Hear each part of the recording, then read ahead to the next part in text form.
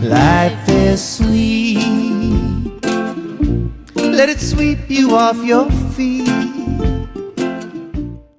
Hi, it's Sally, and we are back again with the amazing BJ Cook. Welcome back, BJ.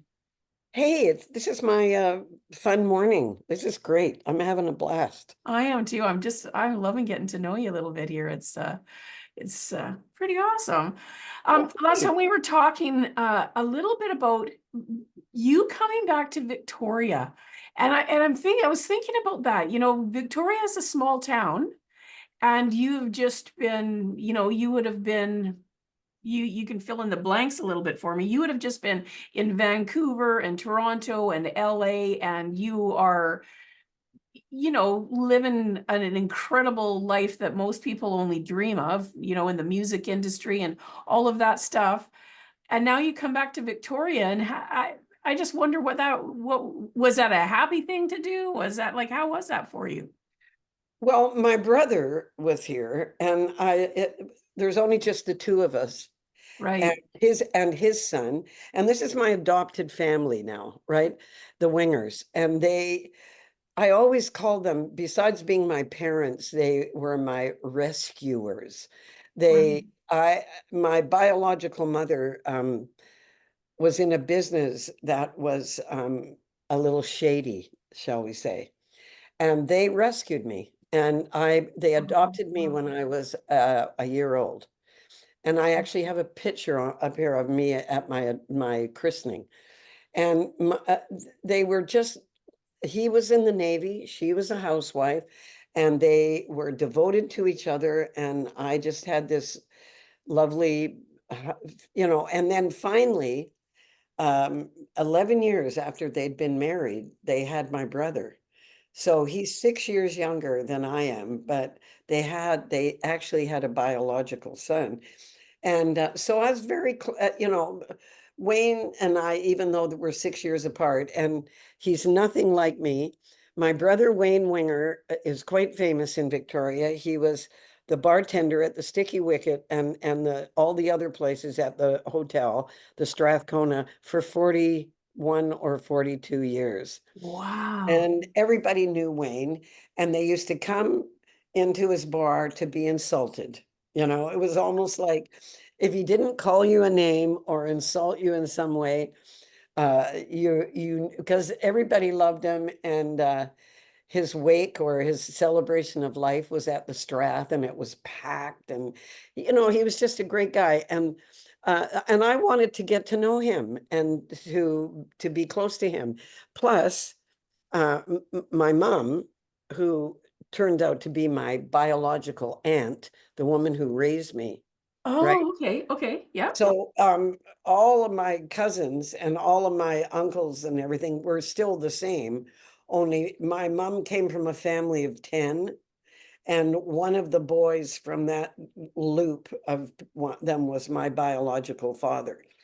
And my biological mother lived in Kelowna, and they sort of met when she was about 17, and I don't know what happened between them, but she ran away from home and followed him down into Vancouver, and I guess that's how I got made. But she was a piece of work, and her life would be a movie, I'm sure. And I knew my Uncle Gordon my whole life. He died before I found out he was my father. He died at 37 of nephritis. His kidneys went Oh. completely.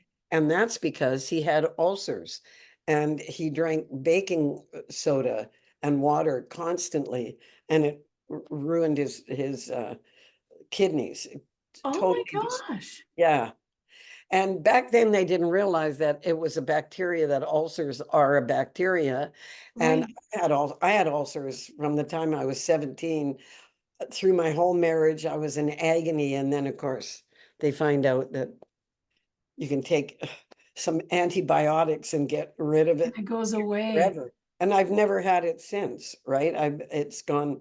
I took a pack of whatever that is for a week, and they went, and I was like Rosemary's Baby. It was like I drank this potion, and all of a sudden I wasn't in pain anymore. It was gone. So it was great. And Yeah.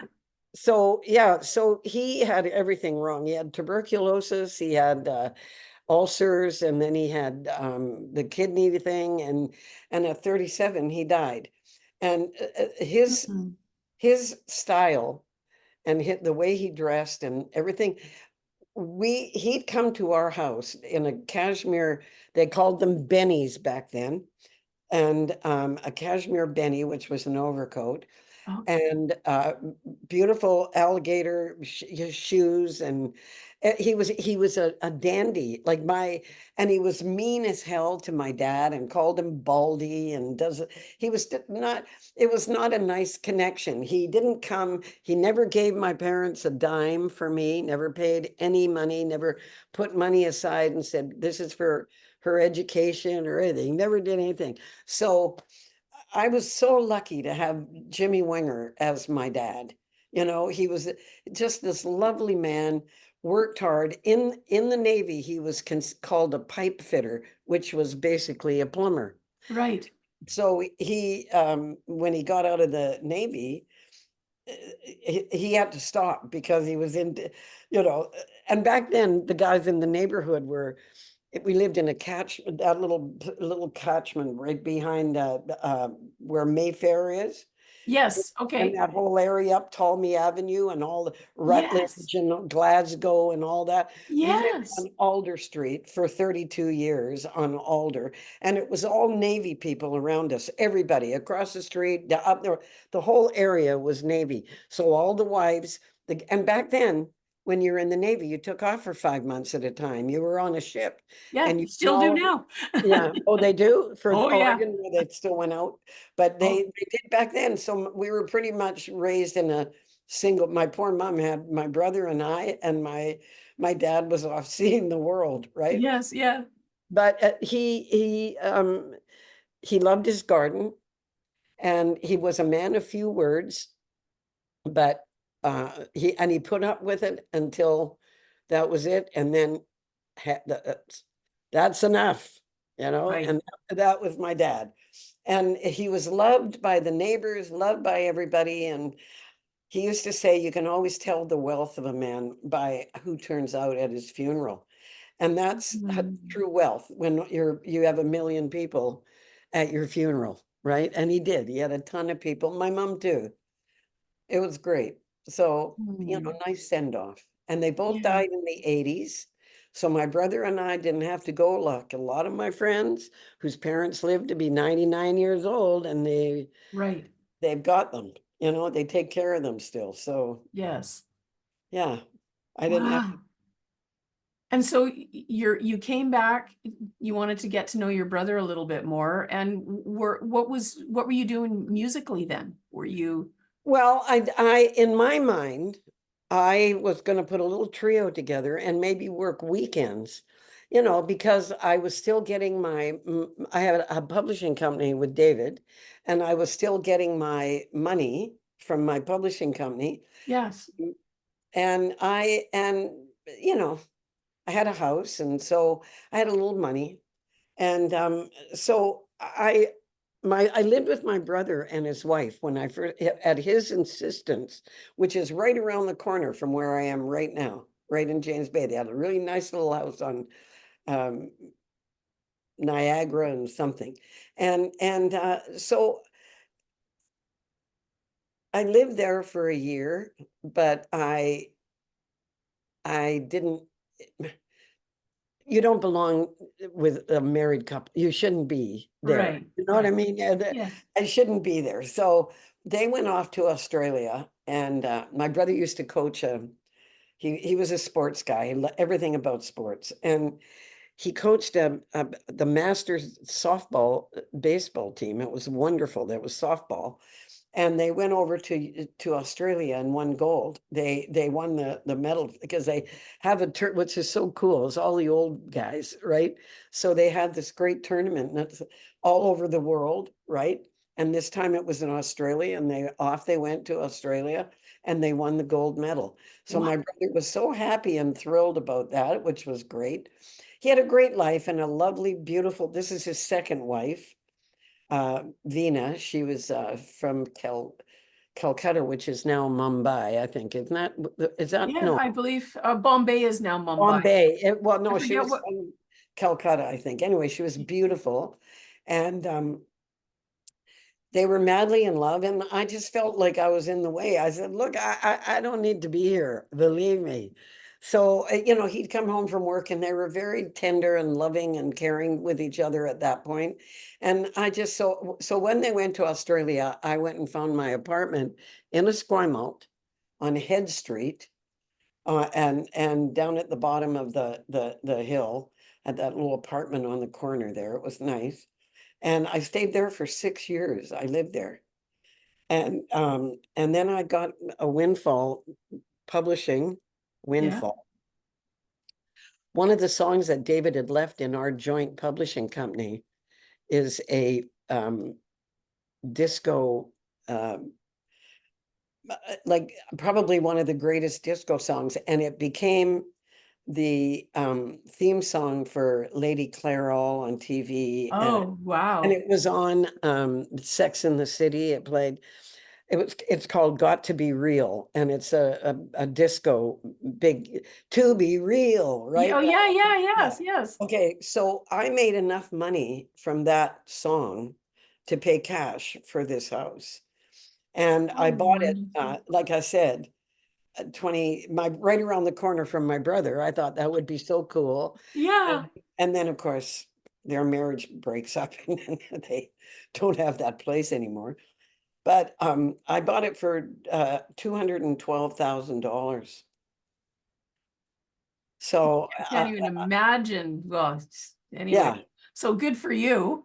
I always know. like the good. I like happy endings to a story, that there was that it worked out well for you after all those years you poured in. It's good. Okay, to answer your, you know, I think what you're getting at is what was happening to me when I came, what it was like for me to come down from, I went from LA, 10 years in LA, 10 years in Vancouver, 10 years in LA, and then 15 years in Toronto. Yeah. And coming back and down from that, fast paced, loud, you know, just crammed full and everything at your fingertip, anything that you wanted, to coming to the island. It was a culture shock, but it wasn't my reaction to the island. It was the island's reaction to me, because Oh, David Foster in Victoria, there's a street named after him. He's the prince of, you know. right. So I was sort of treated by everyone like, not like, oh, guess what? There's BJ Cook, you know, she was married to David Foster. And everybody was kind of not standoffish, but unwilling to accept that uh, I'm not here to be the wife of anybody or to make anybody feel uncomfortable. I just want to get to know my family and be. So when I moved in with my brother, he was the coach of a baseball team. So every time there was a baseball game, my sister-in-law and I, Veena, beautiful Veena, we went over to the baseball field, and so I got to know slowly. People would come because she's an absolute babe, right? And so, you know, that would sort of, the guys would circle, and then every once in, you know, they would come in eventually and say, oh, hi, I went to school with Dave when, you know, we were at whatever, or I get, Right. or my, you know, I once was at the thing and his yacht pulled in. He had a yacht for about 10 minutes. He couldn't, it was ridiculous because he never used it and it was a huge expense, so he got rid of it. But he came up here a few times. And so it was very weird. I sat at my brother's bar for 4 years before anybody even spoke to me.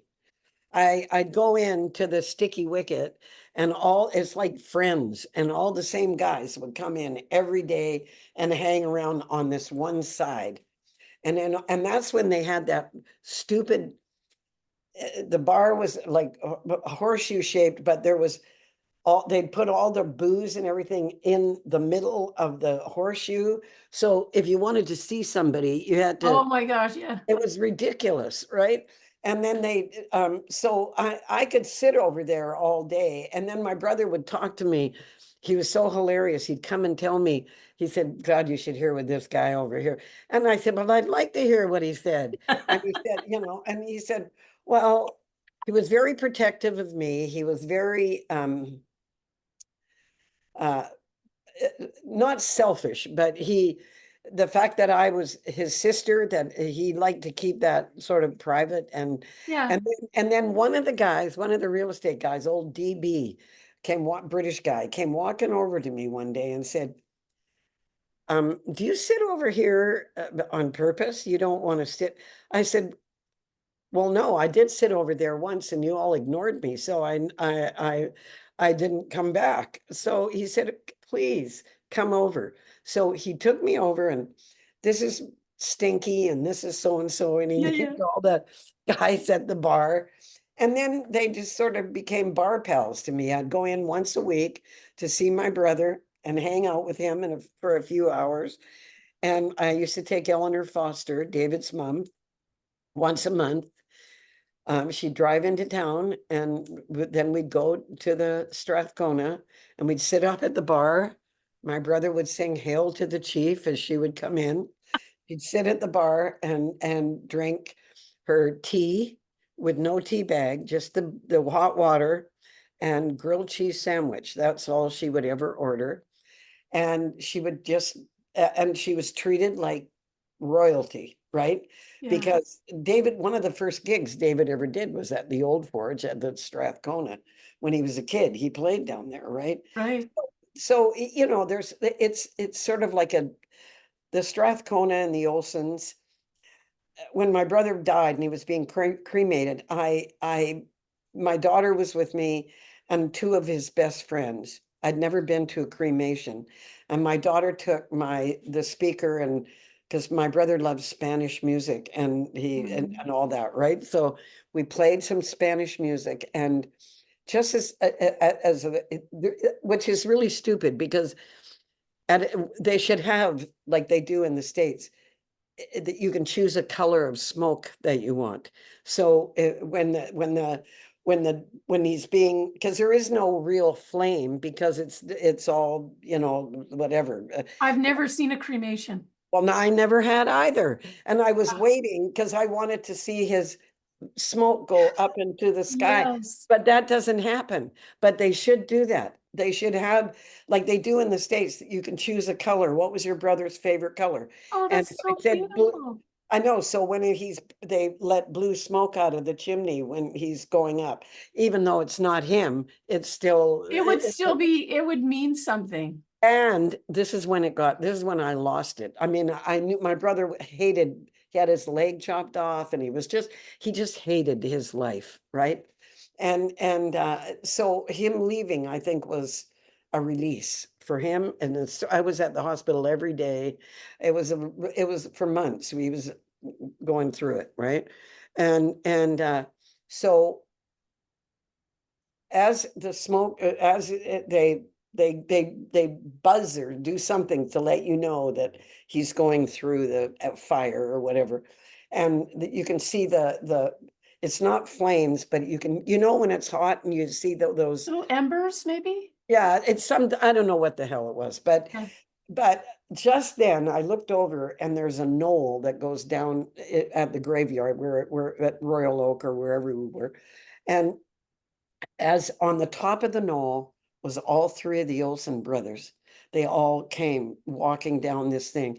And as soon as I saw them, I just completely lost it.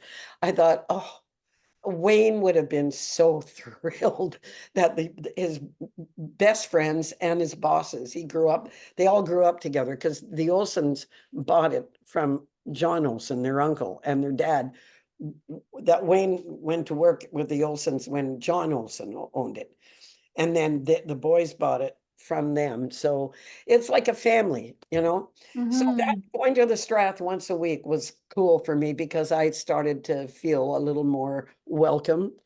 Yeah. And I still don't have any friends here. I don't, I have Carol and I have Kate and and I have all my cousins, but who I adore, but they're the children of my first cousins. I have one first cousin left, Arlene, who's 89, and her children are who I hang out with. You know, Right. There's, you know, when we are, come on out with it. When you were saying, you know, people because you're because of who you were married to, oh, it was David's yeah, wife, and people that I'm just gonna guess though, like you had your own career, like you were a Skylark, you were a Hawk, you like you so people sometimes get starstruck, and I know you might not see yourself that way. I'm going to suggest that it's very possible that people step back because or certainly in the earlier days, I don't, you know, maybe now, well, you probably don't go out as much now, but maybe, I don't know, but because of who you were. That's just my thought. When you're saying that, because I don't, when you tell me your stories, I mean, I understand that part of your story was that you shared part of your life with David Foster, who's gone on to, you know, the magnificence that he has gone on to. yeah. I get all of that. It doesn't change to me at all, though, who the celebrity that you are in your own right. So it's possible that some, I mean, I don't know how you think about that, but it could be sometimes people are nervous. Like if I saw a celebrity walk down the road, whoever, doesn't matter who, the chances that I would go and talk to them are very slim, only because I'm a good Canadian girl. I've been taught it's rude, give them their privacy, stuff like, sort of something like that. And I kind of wonder if didn't have a little bit to do with that, they were just a wee bit starstruck.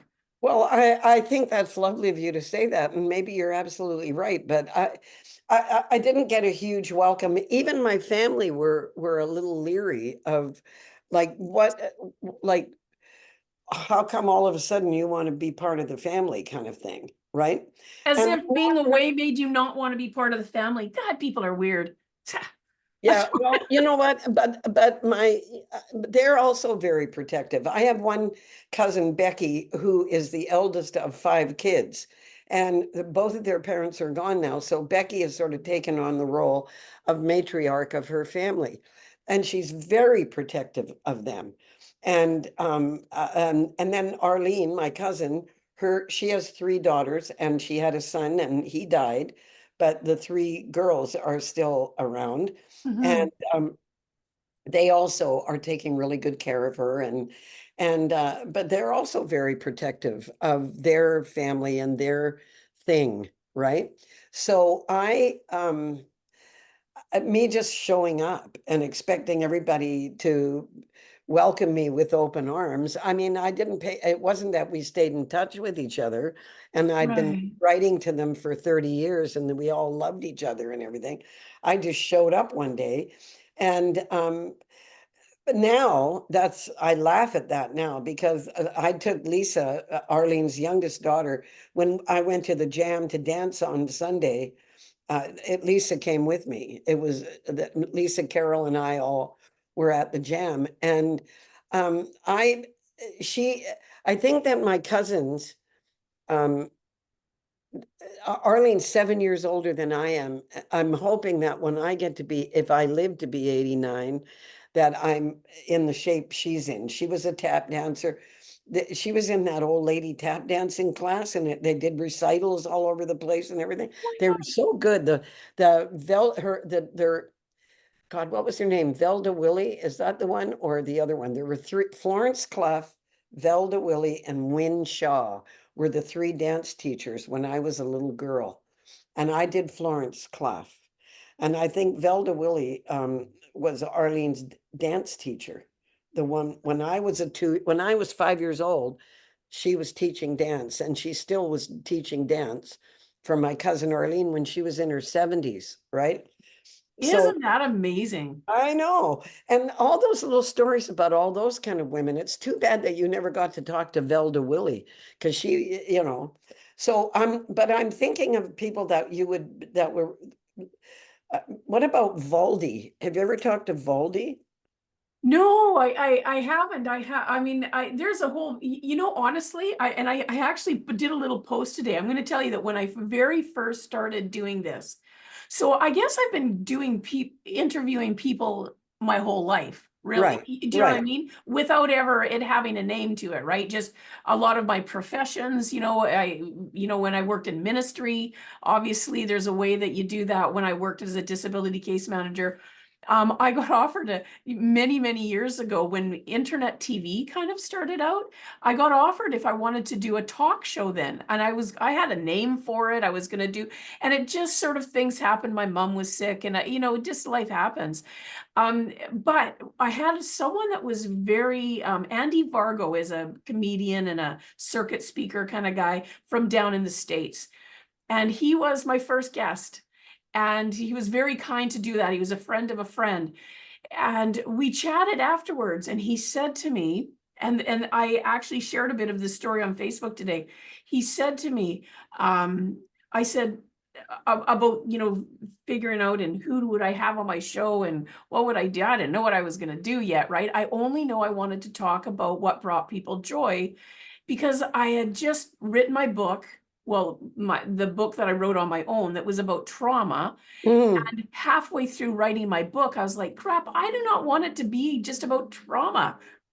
Like, who wants that, right? So I wanted people to be able to share about joy, like share about stuff that's wrong, but share about the joy. So we talked about that. And he said to me, do you know who you'd like to have on? And I said, I had a few people that I wanted to ask. You were on that list, by the way. And he said, because I knew you through Kate. And he said to me, when you have people that have been like in the public before, he said, I'm going to tell you right now, wait, don't ask them for about at least a year. He said, get some interviews under your belt so that first of all, they can watch your show first if they want to and see if they have any interest in being on it. And he said, and plus that you work some of your bugs out, right? Your own bugs that you're going to have to do. And I'm like, oh, okay, thanks. And so that's true. And I waited till almost 2 years. And I'm going to tell you the truth right now. I asked Kate first, kind of her permission. I said, look, I wouldn't even know, I wouldn't have any way to access her if it wasn't for you, and she's your friend. And if it would bother you that I asked her, I won't even ask her. And she said, no, it wouldn't bother me. And I said, okay. And then she asked you, but I didn't ask her to ask you. I just asked her if she would be, you know what I mean? Like I know people who know people, right? Like it took me a long time. I have a friend who's won a few Grammys. I didn't even ask him until after I'd asked you. It took me that long to get my guts up. He was like, of course I will. And then there's someone else that I knew that's won some Junos because he's my brother's friend. I didn't ask him until I'd asked you.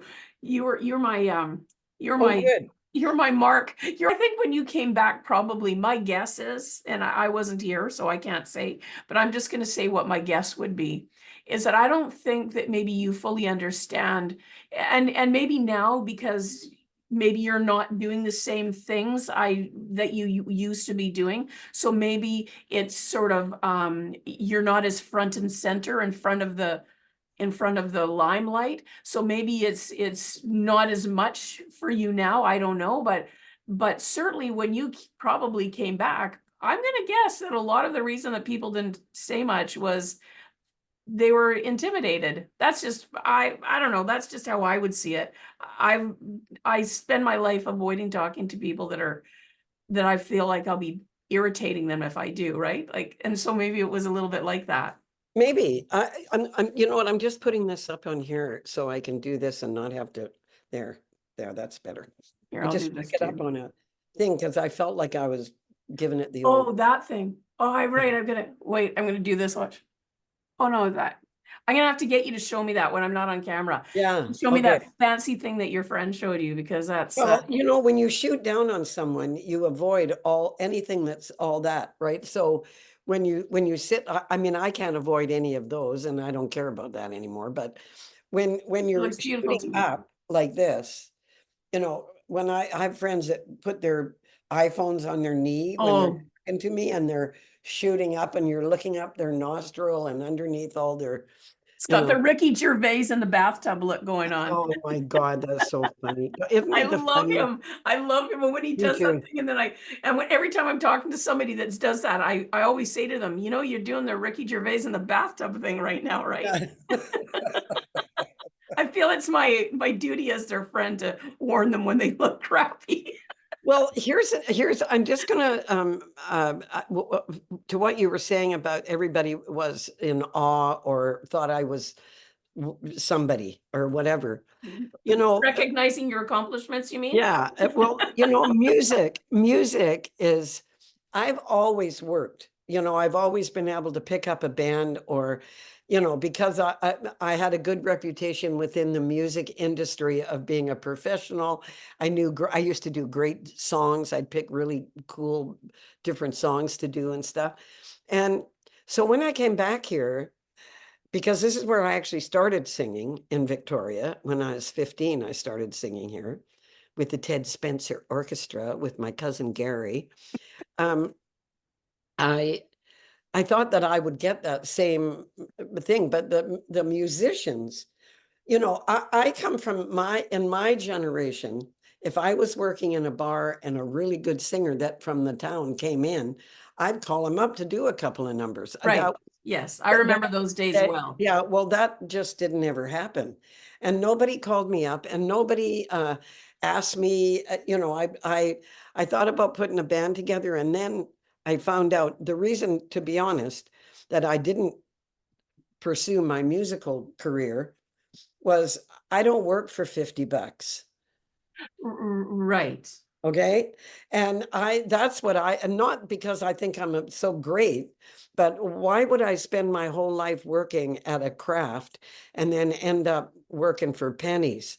And they just didn't, you know, to get, like, somebody said that to me in Vancouver before I came over here. They said, well, good luck. And they said, well, how much money do you think you're going to get for a night? And I said, well, at least $100 or $200 a guy. You know, each guy would get, Yeah, because, yeah, yeah. you know, just playing in a little club somewhere while people are having dinner, and I would have a little cool band together, right? And they said, well, you might get $150 for the whole night. If, you know, you might not, they're not going to pay you. And I thought they were just, you know, at first I thought they were just being bitchy or, Yeah, yeah. you know, not, but that's exactly the way it was. You did not get, you don't get paid enough money. In my day, I hate it when people say that, but it's the truth. In my day, Yeah. all of my friends that were musicians did not have any other job but Right. playing music. Right. So even in Vancouver and Victoria, you could make a really good living. And so you just can't do that anymore. And so I just thought all the work that it takes to put a band together and all the rehearsing and all the equipment that you need and all the stuff that, you know, it costs a fortune to go on the road or to do a gig. You have to schlep all your own stuff. You don't have roadies. You can't afford to have anybody to come and do it unless you've got good friends that want to get in for free, and Yes. they'll help you, right? Yes. But that doesn't happen either. So you know, Andy Kate and the Uncles of Funk, one of my favorite bands to dance to, you know, we don't see them enough because they could never afford it. It's not, they get paid what they can, you know, I guess, I don't know how it works now, but you set a price and that's what I work for. And if you're on somebody's roster, you know that they get so much a night. And, Right. you know, even when at my birthdays that David threw my 60th and my 75th birthday, he threw them at the Old Forge downstairs. And we paid the musicians. I mean, I would never have a band play all night. at anything and not pay them. So, Yeah. you know, you just, it's a job, it's a profession being a musician, and that's what everybody thinks. And a lot of the time too, I used to go to parties or go out and people would say, "Oh, you're a singer? Oh, sing us a song." Okay, you're a plumber?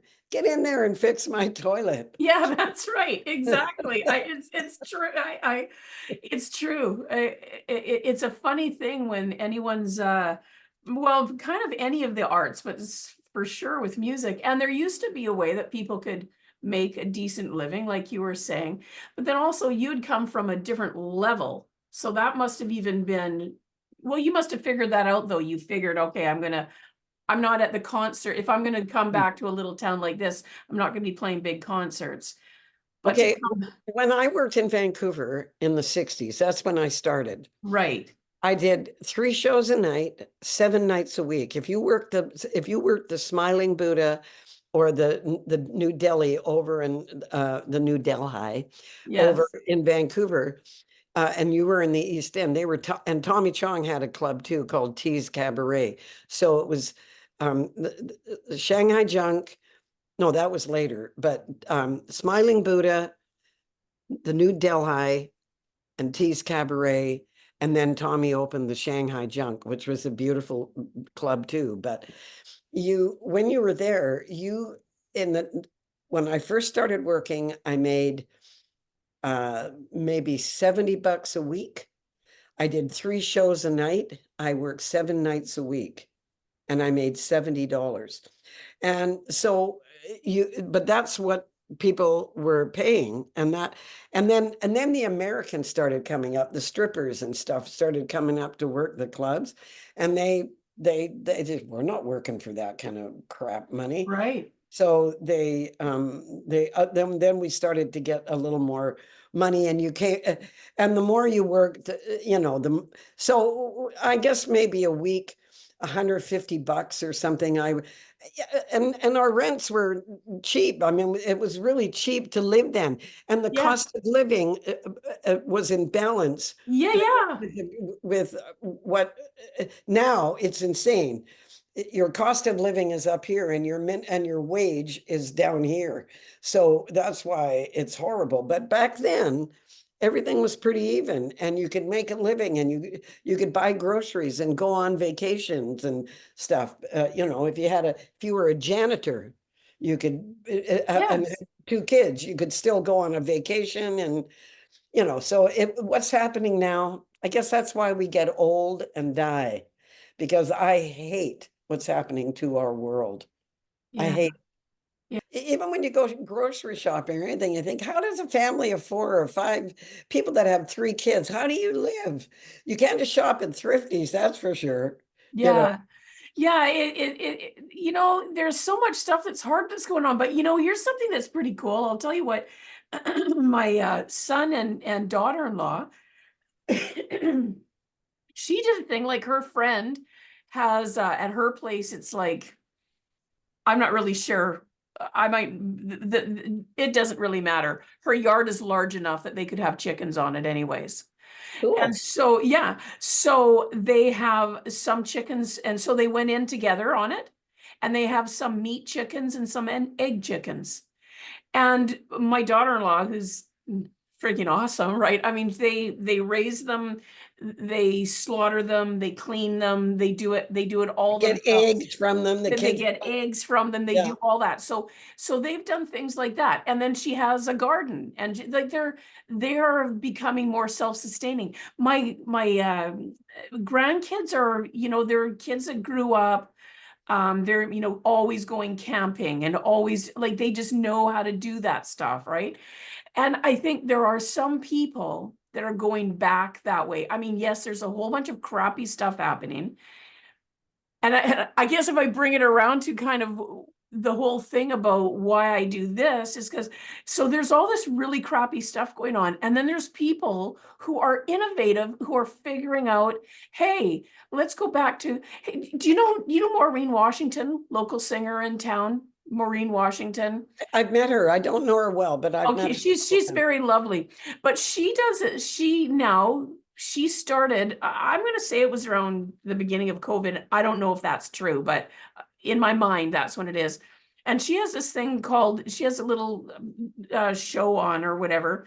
It started Diva in the Dirt because she started learning how to do things like grow her own food. She has chickens, meat and egg chickens.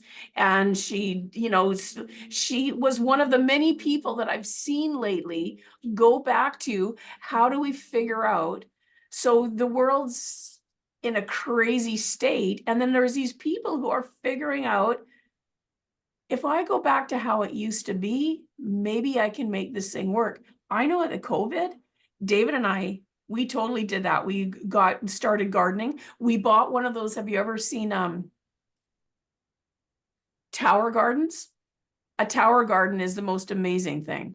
But It's like I, a bloody a lot of people miracle. did. I just want to, before I forget, I grew up when I was adopted. I told you, my parents lived at 516 Admirals Road, right next to Okay. on the Lyle was this way. So and it's still there. It's a fourplex and it's still happening, right? And Right by the church, there's right next, it was right next door, sort of to the church, and okay. that's where we grew up. In that backyard, I'm going to send you pictures when we get off here. My dad had a chicken coop. We had chickens. He had a beautiful garden, had carrots, onions, lettuce, tomatoes, beautiful flowers, sweet peas were his favorite flower. And we always had this beautiful, that's how for the first, and then we moved. But, and then they passed a law or something. I had to get rid of the chickens or something, right? You can have them again most places. Yeah, you're right. But we had chickens. We had chickens my dad had quite a few and a beautiful big chicken coop that he built. And then when we didn't have a chicken coop, it became my clubhouse. So, That's so I get the concept of it. And on Alder Street, where we moved, all those houses had little double lots. So we always in the backyard had a huge garden with everything in it, right? I know, because we used to like I so want to, or we're moving towards it again, us personally, David and I, some kind of being self-sustaining, because in the last little while, when you've seen over this past, let's just say 4 years or so, we live on an island. And if anything happens to, truckers not being able to get on here or anything that's going on like that, like most of us, where does food come from? It comes from a store. We don't know how to do anything else besides that. And wanting to change that is, it matters to me. I want to figure that out because, yeah, it's a bit of a. I think everybody should have that mindset, though. Yeah, I think so too. Yeah, and I've been saying that about the whole country. We should be self-sustained. Yes. We send out more than we, if we didn't, it's just nuts because we could live very well if we didn't have to send anything out. We've got or get anything sent in. Yes. Pretty much everything here, even the Yeah. minerals that you need, right? Yes. Because I can't understand what's happened to our country and to the you know what it is. I'll tell you a lot. When you walk down the street, this is what you walk down the street and somebody's like that. Everyone that's walking has a phone in front of their face now. Yes. And I think we're becoming insular. We're not communicating with each other. We're not sharing with each other. That's why this show is so good and important that you do this, because people don't talk to each other anymore. You can sit in an airport and in silence. I used to go to an airport and you'd be gabbing, where are you going? What's happening? Right? Yes. Right. You don't do that anymore. You don't talk to anybody. And if you do try and start up a conversation, they look at you like, what? So, if you phone someone and they say, why didn't you just text me? Yeah. It's this whole thing where, I've got a phone that my face is planted into way too much, and I get that. And what you're saying, no one's looking up. Forget that they're walking into traffic. Yeah. That's a whole other thing. But losing the ability to communicate And is look at each other is and see huge. people as they walk by, and everyone's oblivious. That's what it is. And I, by the way, I hate the telephone. I never get on the. If you want to talk to me FaceTime, I like to look at somebody when I'm talking to them. I'm Yeah. not, you know, and you and I can FaceTime when I'm, you know, because I'm not always as gorgeous as I am right now. Me either. Yeah, I know.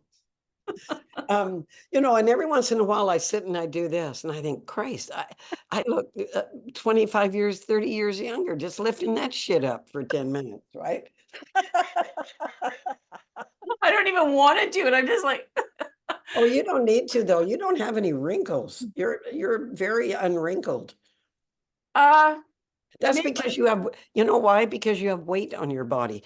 That's what women don't understand, that with they're all trying to be bone wrecks and these little sticks, right? Meanwhile, your skin has to go somewhere, girl. That's right. That's right.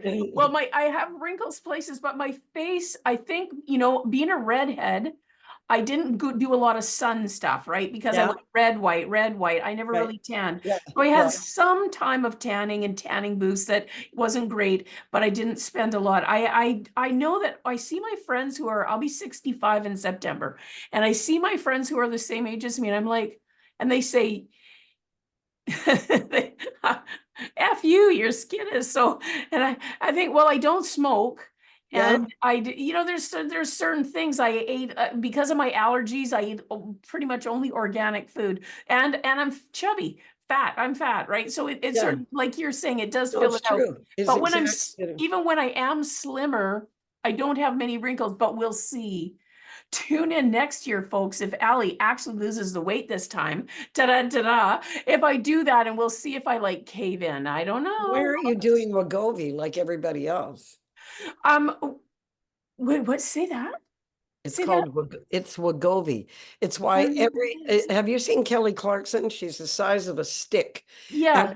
And Oprah, they're all doing it. It was called Omegon or something. The first one, it began with an O. That is. And all the diabetics were going with, because it's people who are diabetic use this drug. It's something to do with your pancreas and the sugar and all that stuff. I'm So gonna write this down because I don't know. Is it you like have to give yourself injections 4 times a month. Just a little tiny needle, a little thing. You put it in your gut or something. And I don't know about it, but I know that quite a few people that are on it. You know. Well, I'm not one to I'll look into it. That's what I'll do. I'll look into it and Your see if doctor it has to prescribe it. And it's now, I think it's going on BC Med, actually. It's for obesity. It's an actual drug to get people who are obese or considered obese down to a fighting weight, you know, a good healthy weight. and it doesn't make, it's not speed. It's nothing. Oh, It's like, no, you know, no. remember in the olden days I'm talking about when I was. No, I know what you're saying. You took pills and you were like a speed freak. And Yeah. no, it's not that at all. This is scientific. It's called Wegovy. It begins with a W, Wegovy. I'll look into it. Advertising for, you can cut this part out of your thing. It's what everybody's taking now to be thin. And that's why you see all the housewives they're all, that's what they do. They take this drug, which has just become legal in Canada. A friend of mine just told me that she was going on some drug, and I didn't really, she was said it in passing. I didn't, you know, take the time to ask, because in my mind, I thought I knew what she was talking about. I thought, why would I be taking a drug when I should just be getting my shit together and eating better and walking more? That's what I'm thinking about. But if you're talking about something that helps to process the sugars and stuff for a healthier thing, I don't know. I'll look into it. It is. It's something to do with insulin, your insulin and your, you know, whatever. I don't, it's scientifically proven that it works. I'll look into it. Yeah, do. Yeah. I have friends that, I told you I have an actor friend, and she's, I said to her, well, why don't you try it? And she said, I'm the kind of person that I like to know that what the long-term effect of taking a Yes. drug is. I said, well, we know that with about all the other drugs that everybody was doing recreationally, that cocaine has destroyed half the people I know as they get older. Their bodies just have fallen apart because of cocaine use, right? Right. I never And tried cocaine. I'm so glad. I did other drugs, but I never, when all my friends were just putting, I know, to me either, I just watch so many people lose their marriages, their homes, yeah, their lives, you know, it's been around for a long time. It's not a new drug. And no, I just watch how people act when they're on those drugs. And I look at them and think, I don't want to be like that. I'm not, yeah, you know, like even heroin. There was a time that everybody was snorting heroin or doing, I never got into all that drug stuff. I'm not doing it with a sneer and all that, because I think it's taster's choice. If you choose to be a drug addict or take drugs that you have to, that's your choice. You've done, that's something you've chosen to do. I'm yeah. not judging you. I'm just saying it's never been my thing, you know? So Yeah. You know what? My mom was an RA, a registered nurse, and the last 17 years of her career, she worked at Riverview Hospital in mental health, even though she was in general nursing. And when I was about 13 years old, my mom brought me to Crease Clinic, an acute ward for people who had overdosed on drugs and were completely messed up. And she said, okay, so, I was like 12 or 13. Okay, this is the age you're going to start this, the shenanigans is going to start, right? So she said, I want you to see. And she asked the patients to talk to me who had their lives completely destroyed. So I can't say that I never did any drugs. I did. But it was very minimal compared to my friends, because I never forgot that my mom took me there. And I think that was really smart of her to do that. I think it was really smart of her too. Yeah, she was an amazing woman. But yeah, so she took me there and I was so freaked out. I was just like, oh, and because they were like, some of them were only like, less than 10 years older than me. Yeah. And they were just screwed for life because they had a bad reaction. Well, I never got into the drugs, and then when I was living in Toronto, the AIDS epidemic was huge there. Oh, But I did work a lot with Casey House, and I did a lot of benefits, and we did a lot of marching, protesting, and it was wonderful in Toronto because Church Street was everything was, it was the gay area of mhm. Toronto, right downtown on Church Street. And side by side, gay clubs all the way down the street on both sides of the street. So gay pride was fabulous. And I lived in one street, two streets over from there. So I lived downtown. So on the weekends, my girlfriends and I would go out, or I had one girlfriend that I used to go out with all the time. Thursday night, we'd go and have a lovely dinner, share a bottle of wine, then head to the gay area and dance all night long, Yes, go from yes. club to club to club. And then AIDS hit. And once again, it, I've been through I've watched people die of overdosing, and I have a friend right now who's all three of his children died of fentanyl overdose, right? And he lost all three of his kids. And you'd think that one would die and then the other, but that didn't happen. No. So I've lived through a lot of, the whole drug thing, and then the AIDS thing. And now I feel like we've done full circle, and we've come right back to when it started off, when we were marching for equality and people who were gay or black. And now we're back to name calling and racism, and that's my take on Donald Trump. And I wasn't going to say his name, but the only good thing that fool ever did was he turned the country inside out, and he revealed what a racist, greedy, toxic place it really is. And that's happening here too. And it upsets me that, you know, that people are still getting, with all the years that we marched for everything back in the 60s, right? We were always marching and protesting. And then I went on for 1 year, I was on the road with 3 Black girls. I was the token whitey in the group, and we only worked Black clubs, and it was at the end of the 60s, and things were getting tense. And thank God I could dance, and I had naturally curly hair. So they'd make fun of the fact that I had a big bum and that my hair was curly and I would pass. They'd make, you know, it was fun. When I think about it now, you know, at the time, everybody laughed and thought it was hilarious. But I got to know what it was like to be on the other side of the color. Right. You know, I was white and everybody was Black, and I got to see that side of it. So I've lived, that's the fullness of my life, that I've done so many little weird things like that have brought me to this place. And the fact that in 2024, people are still being called names and being, you know, reduced to nothing because of their beliefs, whether it be religion or, you know, who they choose to love, right? Yeah. It's just nuts. We should be, our planet is dying. We're ruining this planet. We're destroying this planet. That's what you should be concerned with. Not that the guy down the road is a Black guy or a Chinese guy, you know, or a East Indian. It's beyond me that people even have prejudices against, you know, live and let live. That's my thing, you know. Yeah. Live and let live. And my dad used to say all the time that I didn't understand: you live the life you choose. Mm. And that's so true, isn't it?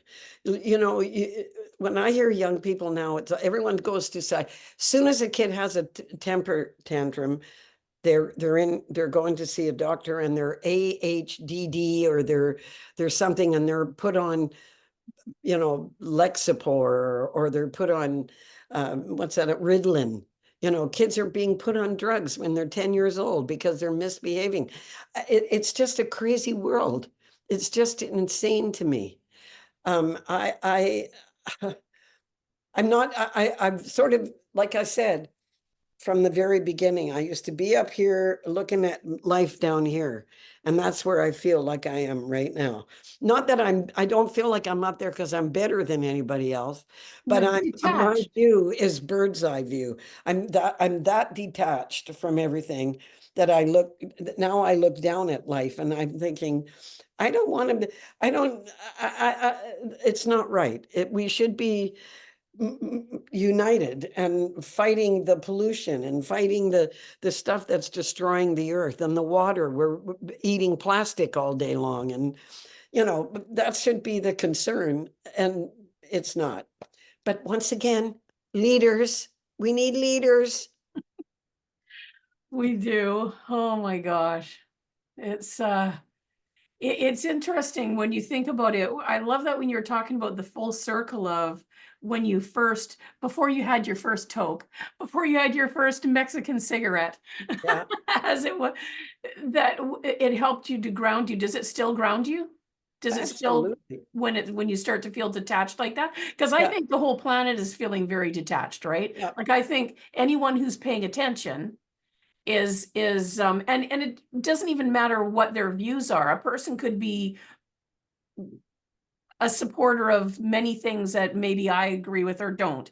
Yeah. It doesn't matter what the view is. I think globally people are feeling rather detached and finding ways to feel grounded, to come back, to be part of the thing, whether it's whatever they're doing. If they're playing some music, they're writing a song, they're smoking a joint, they're growing some plant, growing chickens or gardens, carrots in their backyard. Yeah, or whatever, some way to feel like we're doing something that is positive in the midst of the Totally. madness, right? It's like, That you're contributing to yeah, something, but you know, it's for the greater good.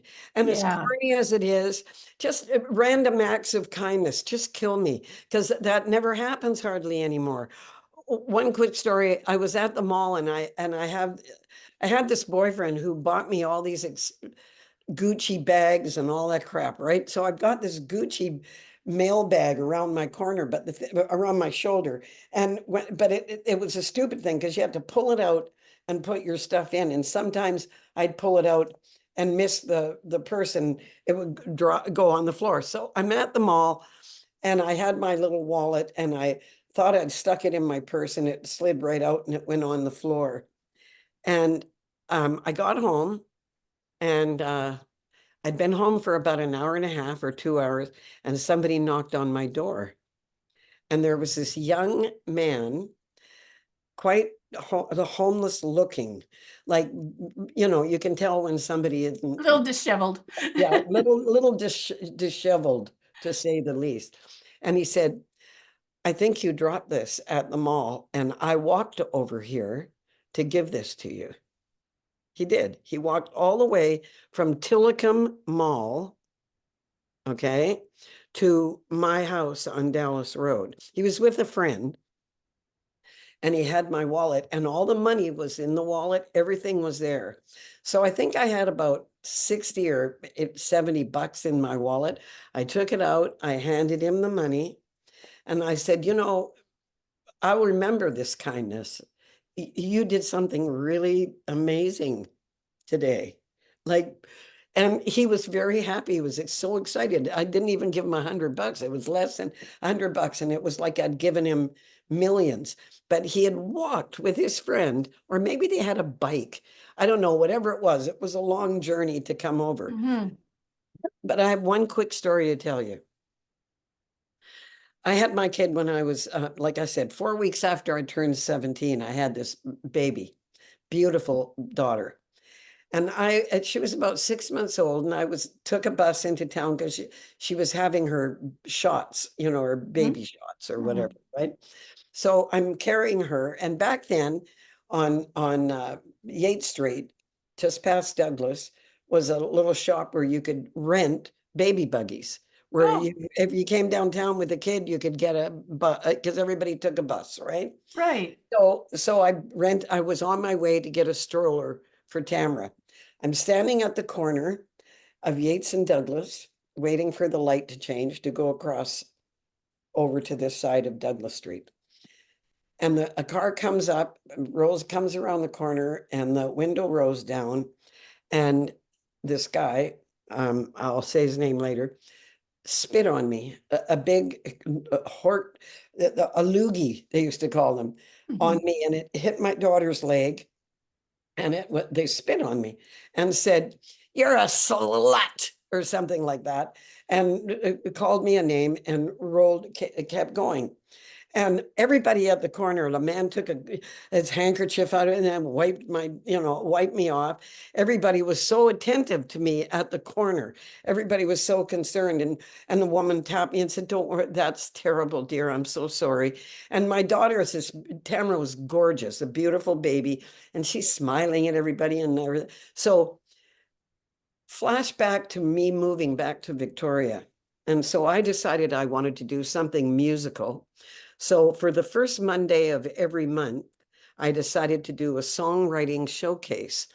And it was in that little bar that's on the Gorge. I think it's a Holiday. It used to be it's right as it's now like a Days Inn or a Holiday Inn or some Okay. kind of a thing.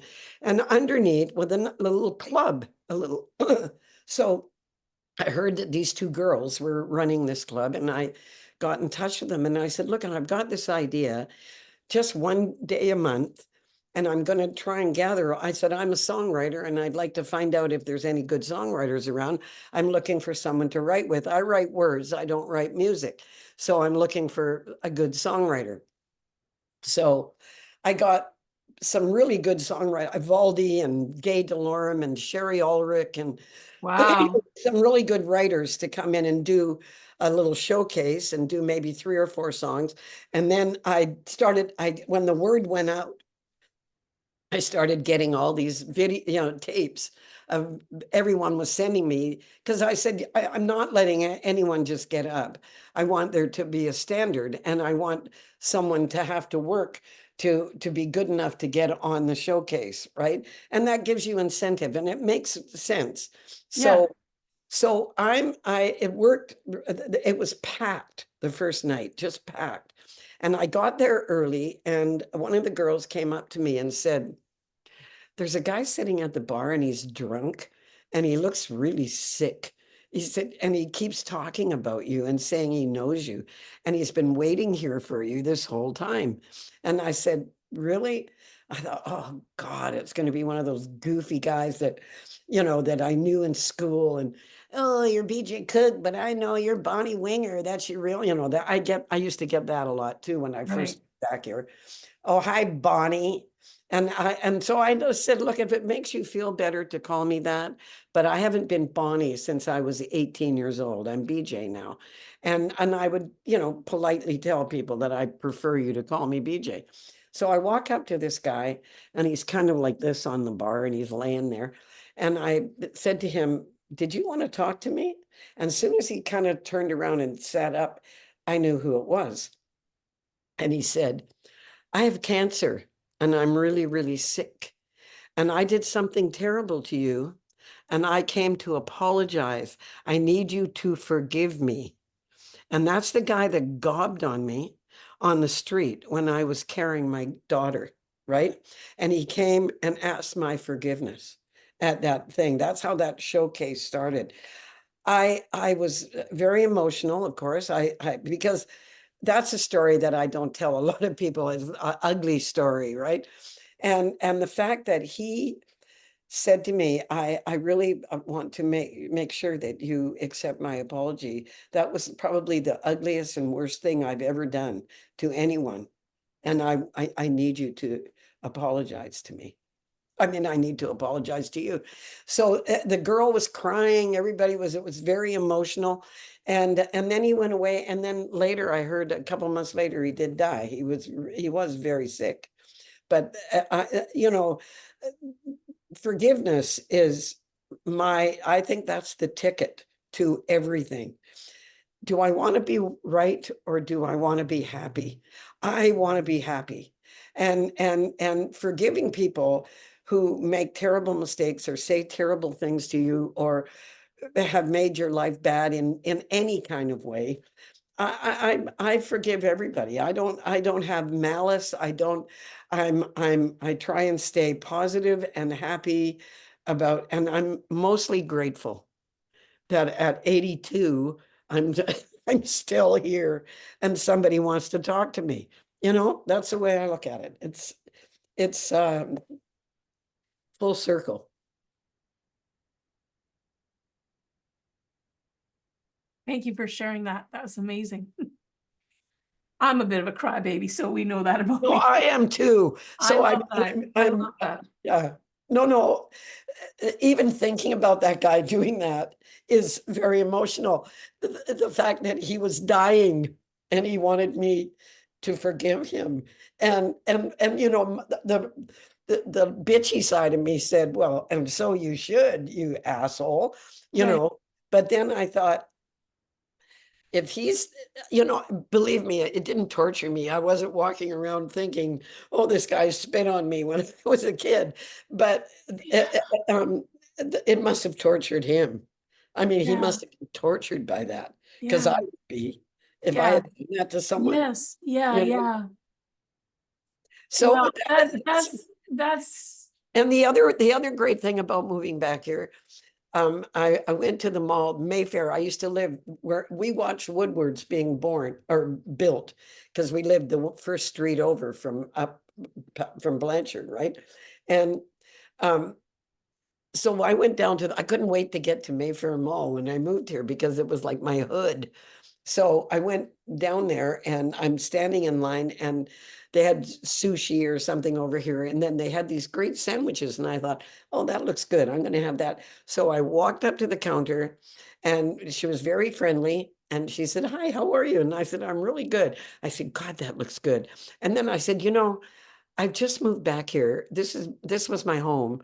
And I've been gone for 35 years. And she said, welcome to Victoria. Your lunch is on me, she said.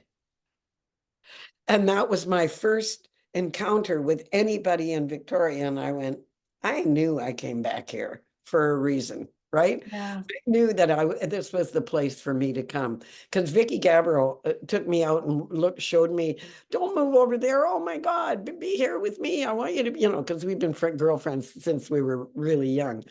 And I said, no, I need to go back to the Rock. I need to go home. That's where I just felt that I should be.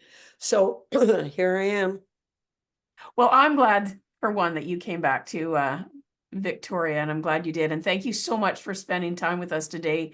You are an absolute treasure. Oh, that's very kind. Thank you. I feel like I'm home, and I feel like I belong, and I'm very, very happy to be in Victoria. And thank you for this. This is lovely. Yeah, well, thank you. And to our listeners, thanks so much for coming and hanging out with us today. And wow, what a treat it's been. Take good care and do remember to find your joy. Thanks so much for joining me today. If you found a piece of your joy in this episode, I would love to hear about what came up for you so that we can continue to grow the impact of this show. Thanks again. See you soon. And remember, find your joy.